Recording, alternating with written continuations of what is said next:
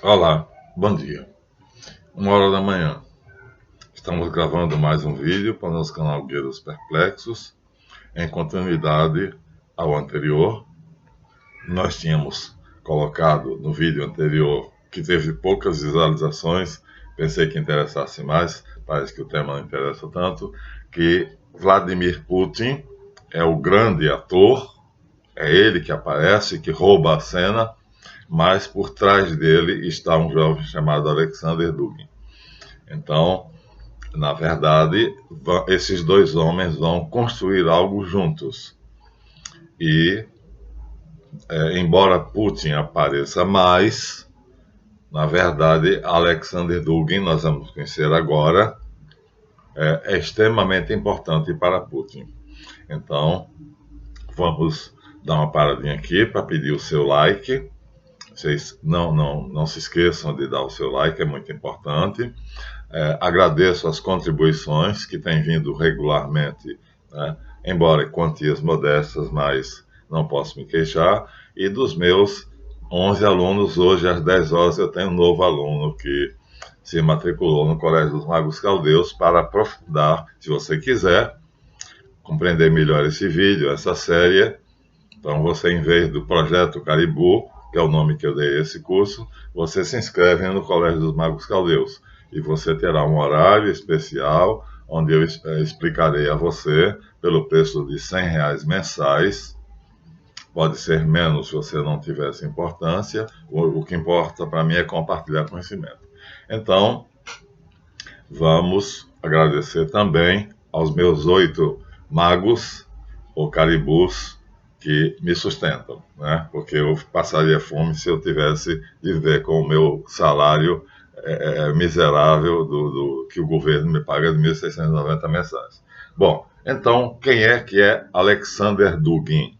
É o que nós vamos dizer aqui. Recorrendo a uma extensa literatura no século XX, toda ela sobre geopolítica, principalmente a literatura de Karl Haushofer, Dugin percebe que os protocolos são verdadeiros. Ou seja, o que o professor Sérgio Nilos tinha dito, que os protocolos do Sábio de Sião, na verdade, revelam uma conspiração judaico-maçônica. Eu tenho aqui a edição Príncipes da sua capa, comprovando isso, dando a história completa. Ele constata, através de Karl Haushofer, que existe, de fato, uma conspiração judaico-maçônica para conquistar o mundo. E a parte mais difícil para a realização desse plano é a Eurásia, ou seja, a Rússia, a Indonésia e a China. Então, constatando isso, é justamente o segredo que faz com que ele vá até, faça aquela passeata que eu falei para vocês no vídeo anterior. Ele faz uma passeata, e ainda no governo de Boris Yeltsin, e essa passeata pacífica faz com que Boris Yeltsin, presidente já eleito da Rússia, já não é mais o primeiro-ministro do Partido Comunista, o receba. Não sabe, Yeltsin não sabe o que ele quer, mas Dugin sabe muito bem o que quer.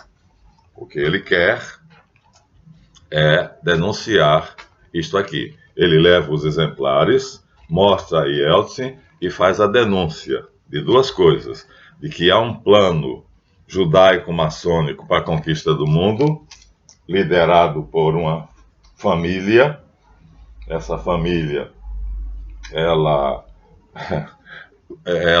variou durante algum tempo, os Biondi, né, os Barão de Hesse e Montefiore, mas finalmente ela estabilizou-se na dinastia de Rothschild. E ele sabe disso. Então ele diz tudo isso a Boris Yeltsin. E diz a Boris Yeltsin que nem tudo está perdido. Por quê?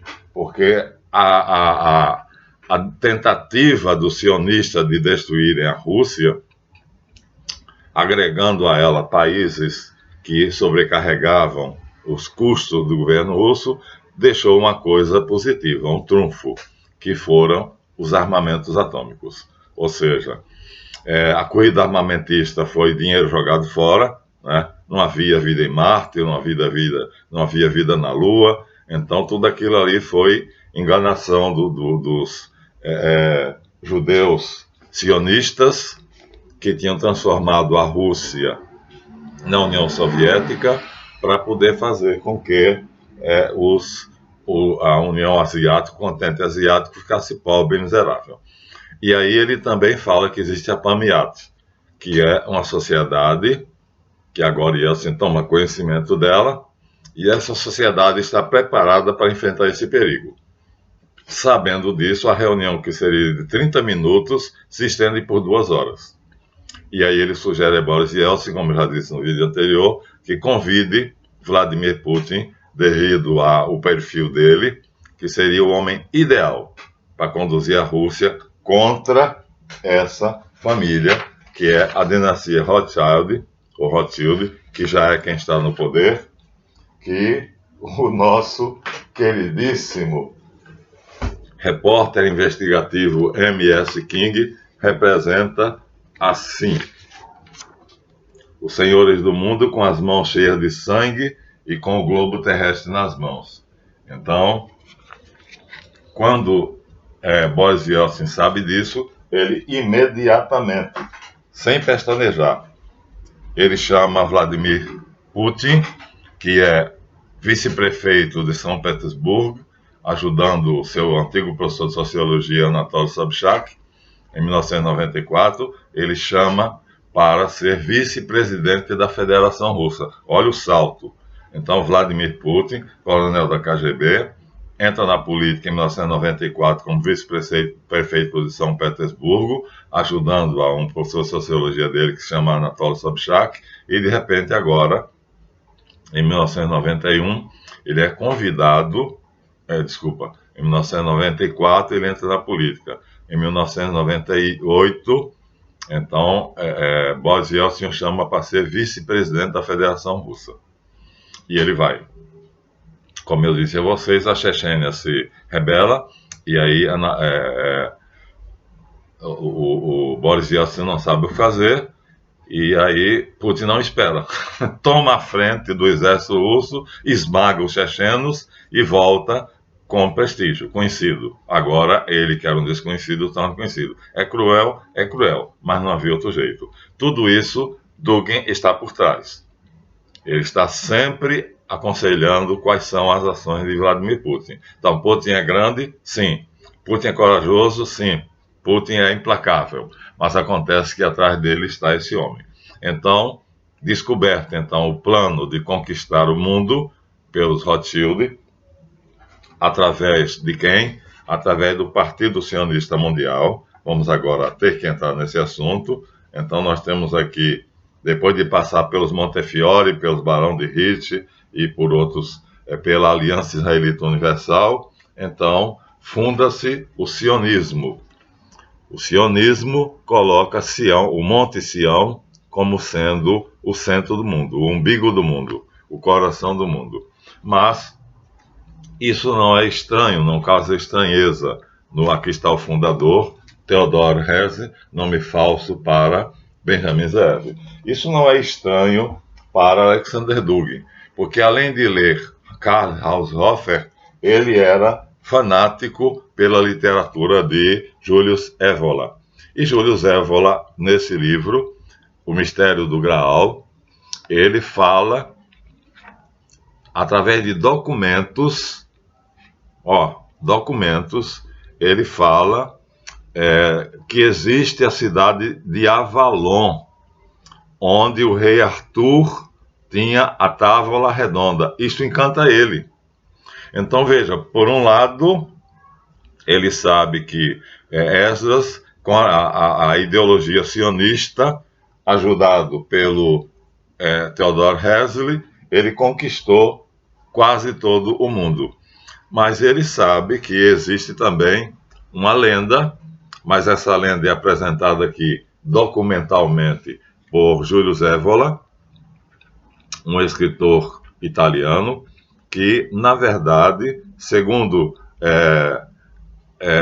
o livro Otias imperialista de Gervásio de Tilbury, Arthur realmente existiu, embora fosse um pequeno rei, e morava na cidade de Avalon.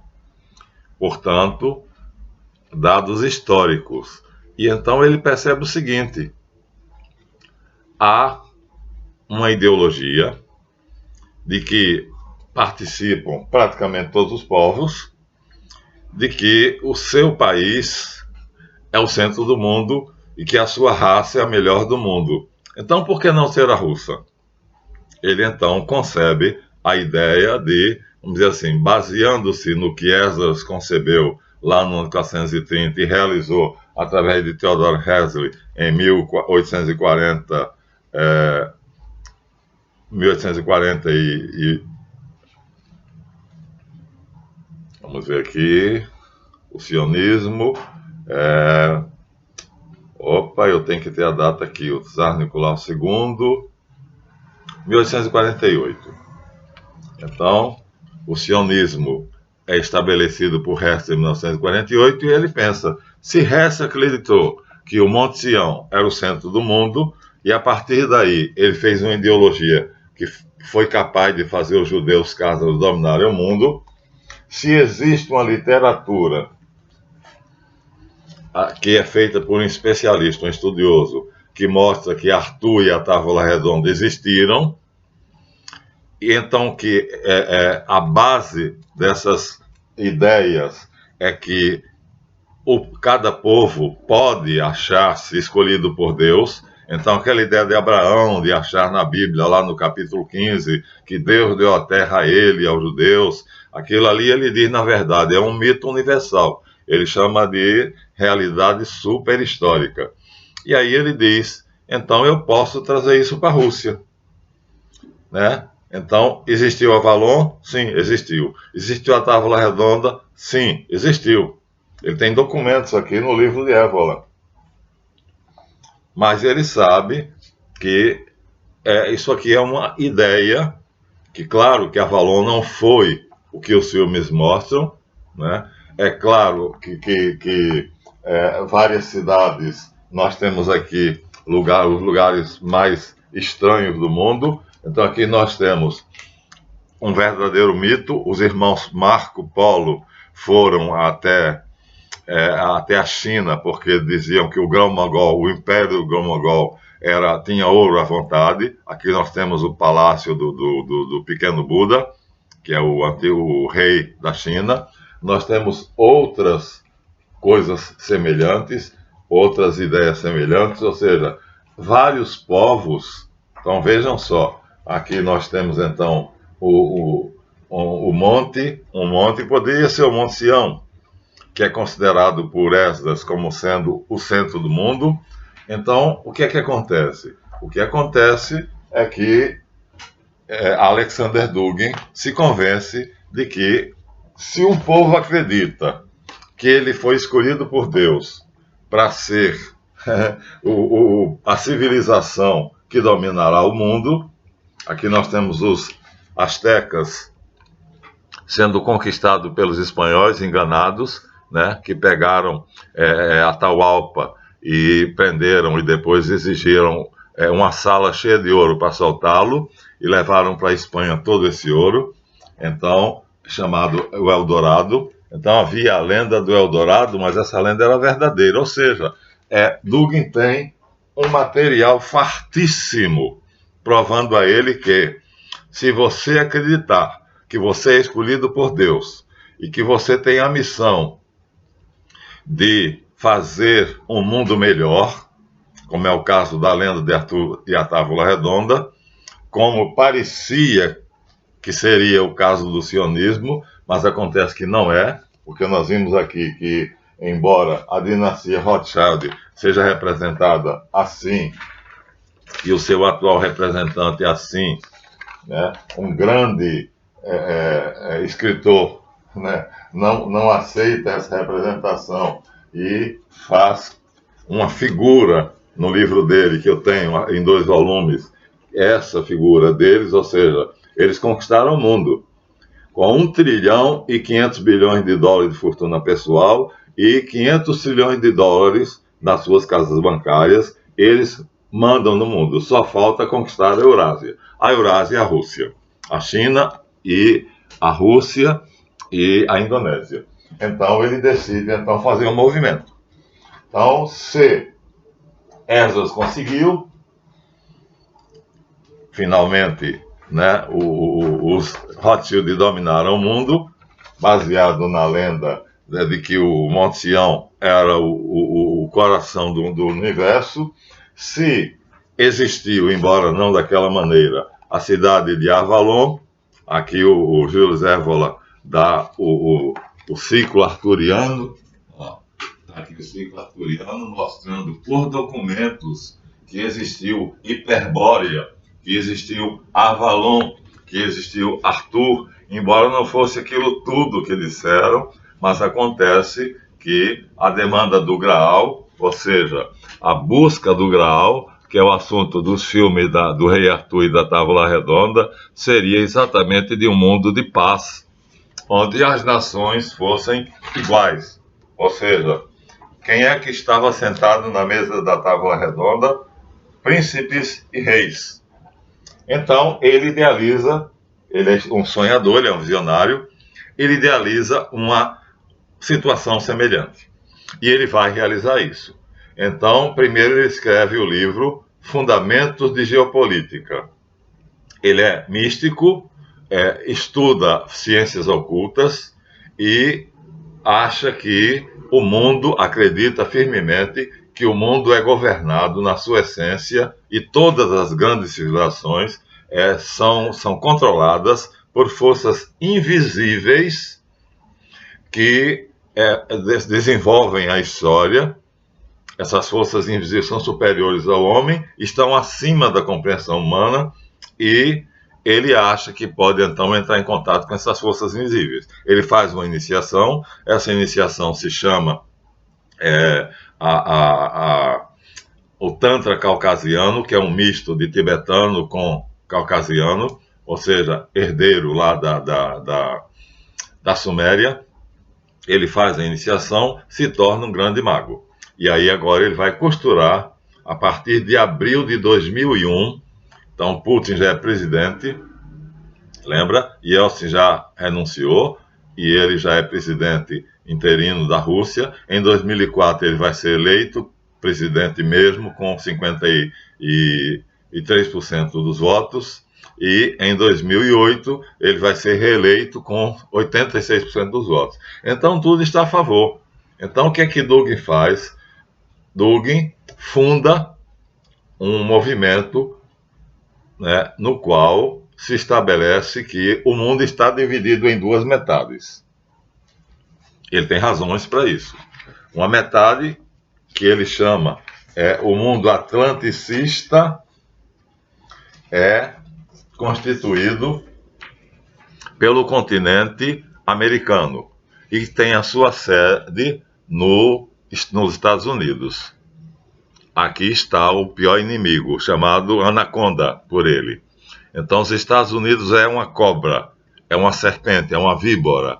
E aí, Canadá, Alasca, que foi a Rússia quem deu os Estados Unidos, e América do Sul. Então, esse continente aqui, na verdade, todo é quem cedia, é a sede dos judeus cázaros que dominam o mundo. E ele opõe a este continente, então aqui ele chama atlanticismo. Esse continente aqui ele chama o atlanticismo, a ideologia atlanticista, se acham donos do mundo, porque acreditam, são herdeiros lá de Esdras, e ele opõe a isso o eurasianismo, que seria exatamente este mapa aqui. Ou seja, a Rússia, aqui em cima, com vários países. A China, tá vendo? Ó? A Rússia, a China, a Índia, o Irã. Ele aí pensa, então, inteligentemente, com a capacidade paranormal que ele já adquiriu, de costurar uma aliança aqui, tornando isso aqui um bloco poderoso, invencível, que termine ganhando a guerra entre os atlanticistas e os eurasianistas. Então ele funda uma dicotomia, ele cria uma dicotomia. Então aí está a razão, a raiz da guerra na Ucrânia. Então em 2001, não é isso? Em 2001, a partir de abril de 2001, ele estabelece uma divisão do mundo em dois, né? O Ocidente e o Oriente, ou seja, os atlanticistas e os eurasianistas. E aí depois aparece aquele livrinho do nosso querido tio Brzezinski, que diz claramente que a meta da Eurásia, dos Estados Unidos, portanto, do atlanticismo, confessa claramente que a meta do atlanticismo é dominar a Eurásia. Ou seja, a Eurásia, que é esse continente aqui onde Putin está aqui na Rússia, mas ele tem amigos, todos esses continentes aqui, todos esses países são amigos, e ele estabelece uma divisão. O mundo está dividido em dois. Então aqui nós temos a anaconda, a serpente, com sede nos Estados Unidos, que é a sede do sionismo internacional.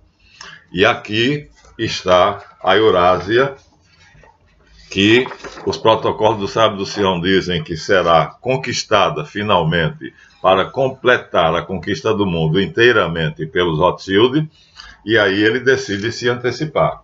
E ele traça um plano. Esse plano dele vai ser uma estratégia para costurar uma aliança, ou seja, alianças. Essas alianças se baseiam em países que têm mais ou menos a mesma raiz, a mesma origem, a mesma cultura, que ele chama no início de pan-eslavismo, mas depois ele vai chamar de neo-eurasianismo, ou pan-eslavismo, vai terminar se transformando no eurasianismo. Então, aqueles países vão ser agora objetivo de uma grande empreitada de Alexander Dugin. Ele vai fazer com que a Rússia, que está aqui em amarelo, ela consiga a adesão da Polônia, da Ucrânia, que já estão vizinhos dela, da Índia, né? E da França, em suma, o mundo todo. Ele planeja um tipo de geopolítica, ou seja, ele redesenha o mapa da Europa, fazendo uma série de alianças. Como é que ficaria na cabeça dele? Na cabeça dele ficaria o seguinte: ele não atacaria diretamente os Estados Unidos. O que ele faria era introduzir agentes russos nos Estados Unidos para facilitarem, sabendo os movimentos dos americanos, como é que eles agem, como é que é a vida que eles levam, e convencendo eles através de jornais, através de programas de televisão, que a vida que eles levam é uma vida que, no final das contas, parece muito boa. Consumismo é a palavra-chave, mas que acontece que o homem não precisa consumir muita coisa que ele consome. Por exemplo, McDonald's é lixo. O Raul Seixas diz isso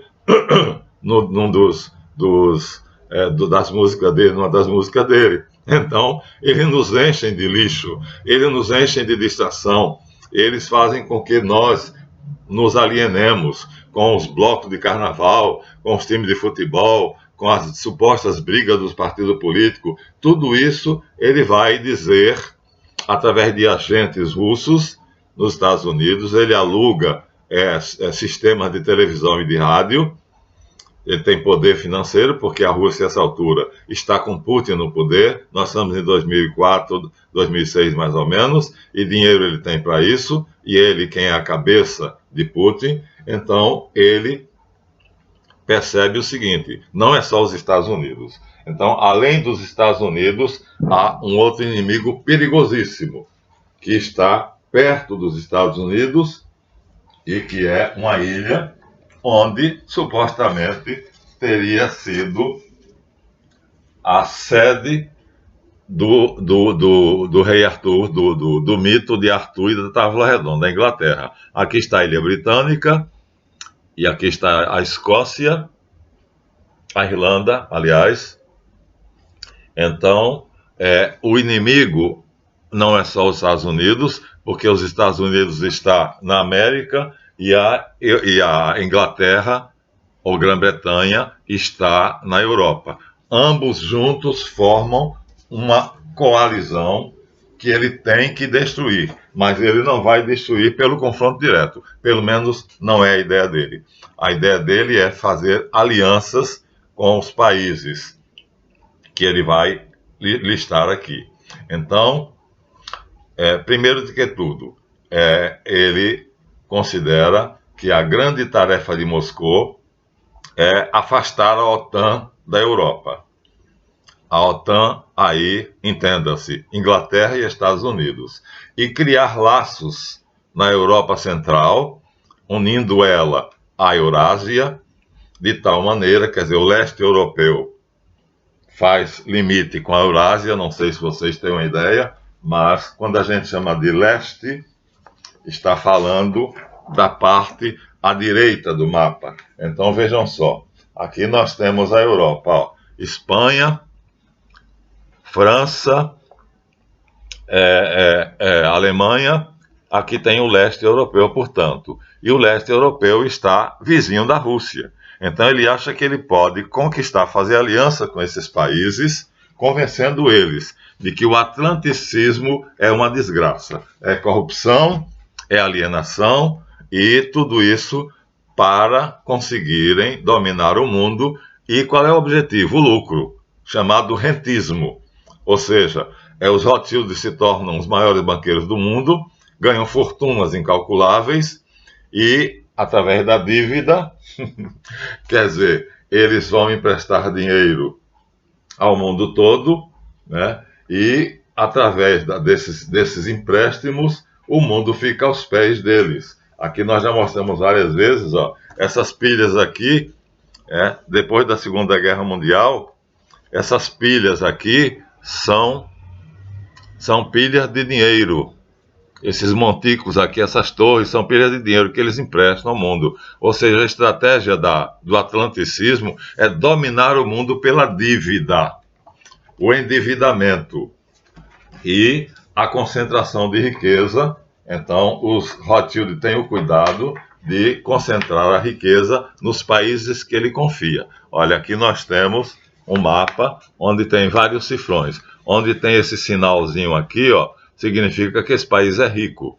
Então aqui está os países ricos, onde os Estados Unidos e a Inglaterra concentram a fortuna dos Rothschild. 500 trilhões de dólares, não é somente deles, é o capital dos grandes ricos do mundo, mas eles administram, e eles têm uma fortuna pessoal de 1 trilhão e 500 bilhões. Então, através disto, Dugin fica convencido, então, de que há uma luta a ser travada.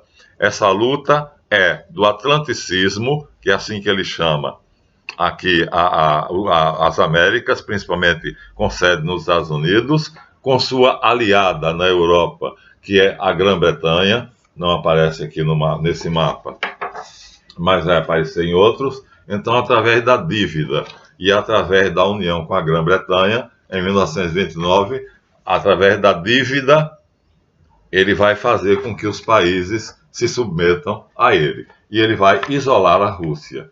Você vê aqui, nós temos países que vão se unir à Rússia, vão ser unidos à Rússia, mas para enfraquecê-la. Mas ficou uma coisa boa. Disso aqui tudo, dessa estratégia para destruir a Rússia, ficou uma coisa boa: o arsenal atômico.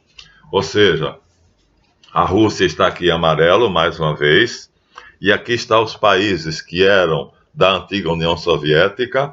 Dissolveu-se a União Soviética, mas o arsenal atômico desses países, né, todo passou para a Rússia. Então a Rússia tem um grande trunfo. Ela tem um armamento pesado, perigoso, que ela pode usar para destruir o atlanticismo. Ou seja, confrontar a Inglaterra e os Estados Unidos da América. Essa é a teoria central de Dugin, chamada de eurasianismo, e ele vai pôr em prática. Então, como é que ele imagina o novo mundo que está sendo desenhado? Já está em ação. Tá? Essa guerra foi precipitada. Ele não pretendia fazer isso assim tão depressa, mas terminou acontecendo. Por quê? Porque em 2014 aconteceu alguma coisa que não vamos dizer. Então, o que é que ele quer? Primeiro de que tudo, é afastar os Estados Unidos e a Inglaterra do cenário. Primeiro. Depois, estabelecer um bloco entre a França e a Alemanha. Unir a França e a Alemanha, que são povos bárbaros lá do ano 476 e que têm ligações. Né? Os franceses, né, são herdeiros, né, das tribos bárbaras que ocuparam a França. E os germânicos também. Então, depois, a Itália e a Espanha. Então, ele vai unir, vai criar uma nova geopolítica, ele vai redesenhar a Europa, o mundo, na verdade, unindo a França com a Alemanha, a Itália com a Espanha, fazendo com que ele se torne inimigo da Inglaterra. A Alemanha passa a ter um papel importante. Vocês viram que Angela Merkel se aproximou muito de Vladimir Putin, então ele ia devagarzinho construindo isso. Até hoje, o maior gasoduto do mundo, existem dois, um da Rússia para a China e outro da Rússia para a Alemanha. Então, a ideia dele era, através de um processo pacífico, diplomático, através vamos dizer assim, do uso do comércio, os produtos naturais. A Rússia tem um solo riquíssimo, é o país que tem mais gás natural do mundo. Ele iria fazendo alianças com esses países, vendendo mais barato para alguns e fazendo com que o mapa do mundo ficasse segundo ele delineou. Mas ele não confia na China.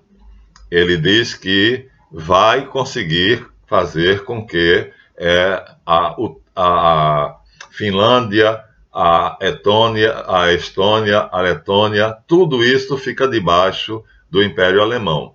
A Índia, mas a China, ele desconfia dela. Por quê? Porque a China não tem uma tradição mística. Para ele, veja, é fundamental para ele vai fazer uma aliança russo-islâmica, ou seja, os árabes. Por isso Putin vai reclamar quando os Estados Unidos matam Gaddafi, quando os Estados Unidos matam Saddam Hussein, quando os Estados Unidos invadem a Síria. Então você vê que Putin está por trás de tudo isso, e nós não sabemos. Nós sabemos o que os jornais dizem, mas acontece que está sendo travada uma guerra consciente, ou seja, o Irã, aliado dele, né, a Pérsia antiga. Então, o que é que acontece?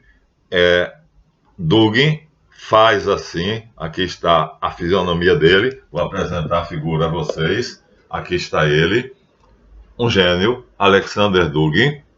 Ele concebe, em um plano pacífico, através da diplomacia e através do comércio, fazer um sistema de alianças através do qual ele vai ter países amigos que vão constituir um bloco que ele chama de eurasiano. E esse bloco eurasiano, então, vai predominar.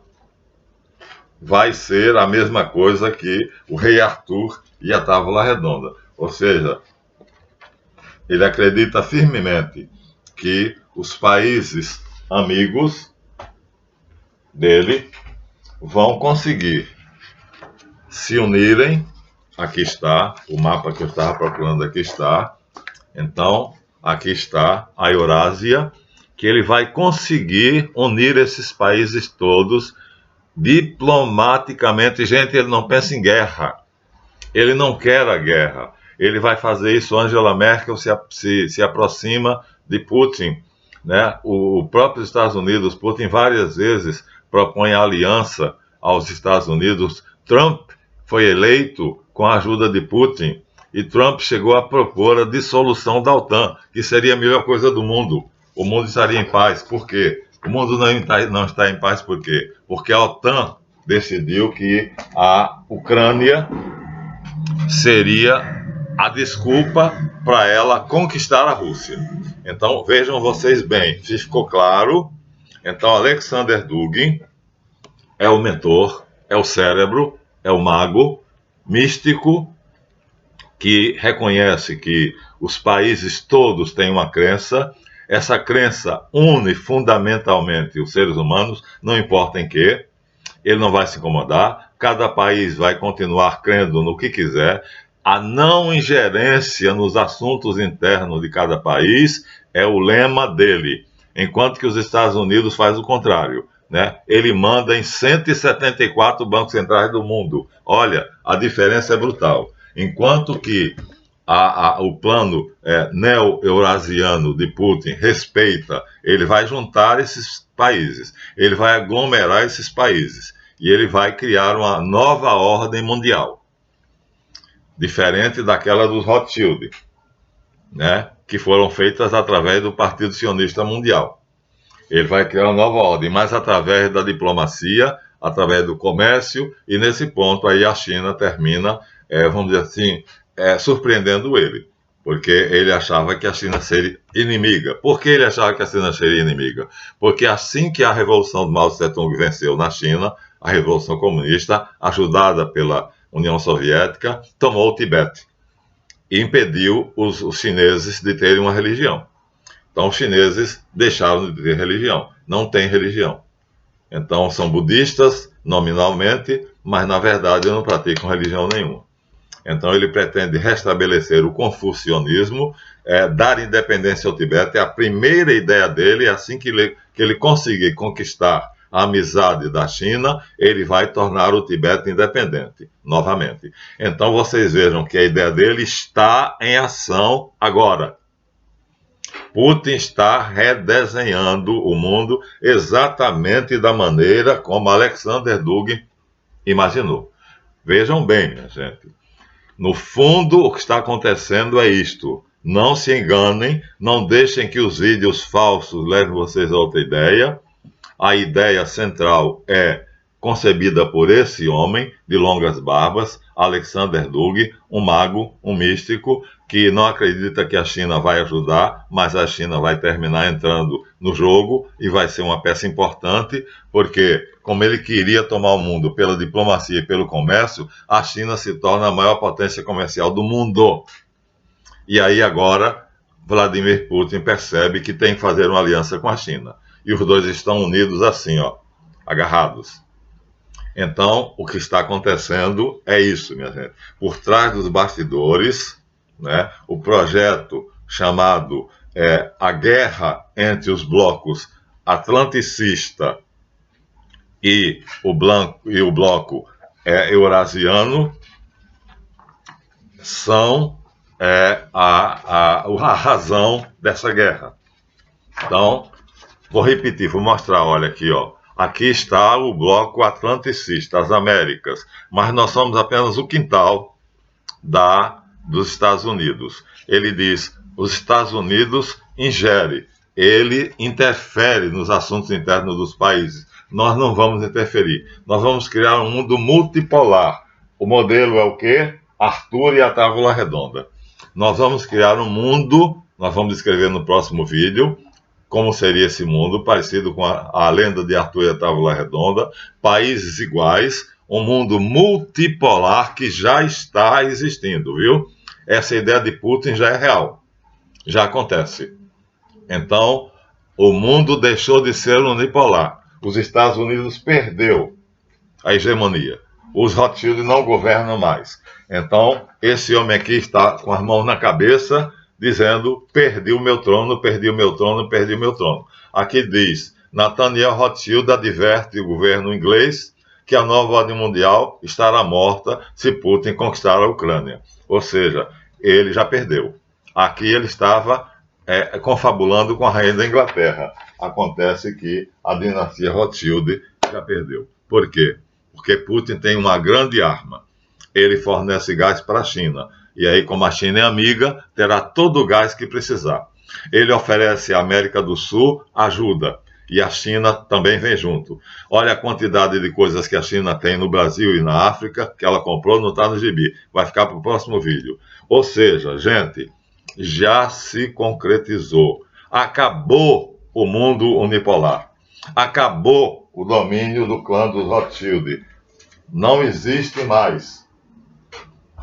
Então, hoje, no momento em que eu estou falando a vocês, no dia 3 de julho de 2022, o domínio dos Rothschild acabou. Nós não estamos mais sob o domínio do Rothschild. Olha, essa figura escabrosa que dominava o mundo, tinha o mundo nas mãos, não existe mais esse monstro. Esse monstro foi vencido. Então a China, a Rússia e a Indonésia conseguiram realizar o plano de Alexander Dugin. Aqui está mais uma vez, vou terminar o vídeo aos 40 minutos, mostrando o gênio. Ele não confiava na China, mas ele termina, Putin, na verdade não ele, termina percebendo que a China se tornará um parceiro indispensável, porque ela tem interesses comerciais. Dugin não confiava em nenhum país que não tivesse mística, uma tradição mística, esotérica, espiritualista. Ele achava que tinha que apelar para a raiz espiritualista do mundo, que esse seria o fator de união, Deus. Isso vamos detalhar no próximo vídeo. E a China não tem Deus, porque ela conquista o Tibete, isola o Tibete, o Dalai Lama tem que fugir, e aí, mas ele estava errado, ele errou aí. Ele errou aí porque o maior parceiro da Rússia hoje é a China. E na semana que vem, hoje é domingo, a partir de segunda e terça-feira, a qualquer momento já está marcada na Indonésia, que é um dos 3 países, é Rússia, China e Indonésia, está marcado o encontro do G20. Vai ser o assunto do próximo bloco, quando nós fizermos no próximo vídeo. Então, ele idealizou e Putin realizou. Estamos numa ordem multipolar. O BRICS agora é chamado BRICS maior. Foi a primeira grande vitória, a expansão dos BRICS. Mas vamos ficar aqui mostrando que devemos a esse gênio a concepção de tornar a Távola Redonda e Arthur uma realidade, para se opor essa ideia, apenas um sonho, colocando a Rússia como sendo o novo centro, o novo Monte Sião passa a ser a Eurásia, a Rússia, mas ele vai realizar isso, e já aconteceu, já realizou. No próximo vídeo vamos dar os detalhes, para vocês verem o que é o verdadeiro motivo da guerra. São 2 gigantes, 2 titãs que estão se confrontando.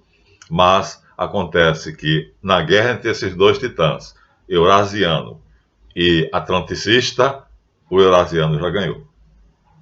Então já acabou a ordem unipolar. Os Estados Unidos perdeu. A família Rothschild já não manda mais no mundo. Nós, brasileiros, agora podemos, se Bolsonaro for inteligente, aproveitarmos-nos disto, colonizar a Amazônia, desenvolver o Brasil, e a Argentina já se uniu aos BRICS também, e nós já somos também pertencentes ao BRICS. Isso fica para o próximo capítulo. Qual é a realidade atual? O que é que a suposta guerra na Ucrânia e Rússia esconde? Tá? Aqui nós demos uma ideia, como foi que isso foi concebido, ia ser feito lentamente, só que aconteceu algo que nós diremos em 2014, que precipitou os fatos. E aí fez com que acontecesse a guerra. Não seria desse jeito. Não seria. Nós diremos isso no próximo vídeo. Até lá, e não se esqueçam de dar o seu like. Obrigado por verem esse nosso vídeo.